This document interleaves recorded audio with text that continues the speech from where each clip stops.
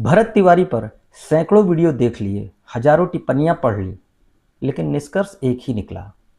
इस समाज में अगर चैन से जीना है तो आंखें बंद रखिए, कान बंद रखिए, अन्याय देखकर भी चुप रहिए, पेड़ा बनकर पेड़ा खाइए, भीड़ में खो जाइए, किसी के लिए मत लड़िए, किसी गलत व्यवस्था को चुनौती नहीं दीजिए, क्योंकि जो सवाल पूछता है, वो जो व्यवस्था से टकराता है, जो समाज को जगाने की कोशिश करता है, उसका अंजाम अक्सर अच्छा नहीं होता।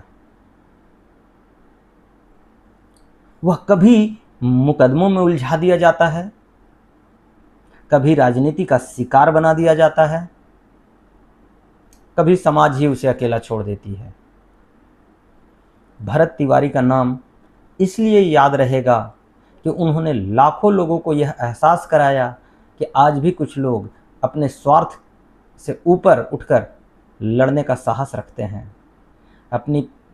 हमारी पीढ़ी यह कह सकेगी कि हमने अपने जीवन काल में एक ऐसा व्यक्ति देखा था जिसने भीड़ का हिस्सा बनने के बजाय भीड़ को जगाने की कोशिश की।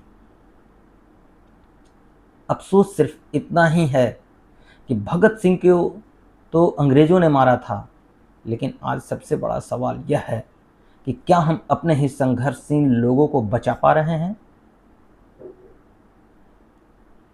अरे मौत तो एक दिन सबको आनी है, लेकिन कुछ लोग मरकर भी सवाल बन जाते हैं।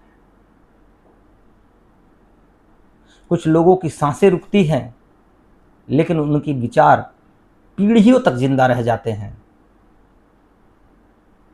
और जो व्यवस्था से समझौता कर लेते हैं, वे जीवित रह जाते हैं। जो व्यवस्था को चुनौती देते हैं, वो इतिहास बन जाते हैं। जिसे सत्ता एक नाम समझकर मिटा देती है, समय उसे एक विचार बनाकर अमर कर देता है। शरीर खत्म हो सकता है, लेकिन अन्याय के खिलाफ उठी आवाज कभी नहीं मरती। हर युग में कुछ लोग जीने के लिए नहीं, बल्कि आने वाली पीढ़ियों को जगाने के लिए पैदा होते हैं। भीड़ हमेशा सुरक्षित रहती है, इतिहास हमेशा अकेले खड़े व्यक्तियों को याद रखता है। कब्र में दफन होते हैं इंसान, विचार नहीं। विचार जितना दबाया जाता है उतना ही फैलता है।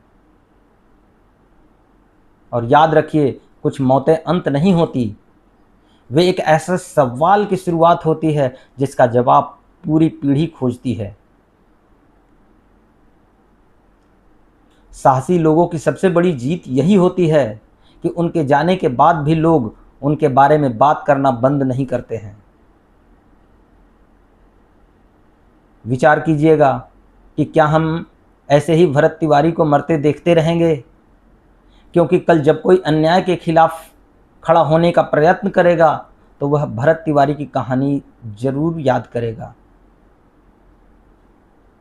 तो अपनी राय जरूर दीजिएगा इस मुद्दे पर।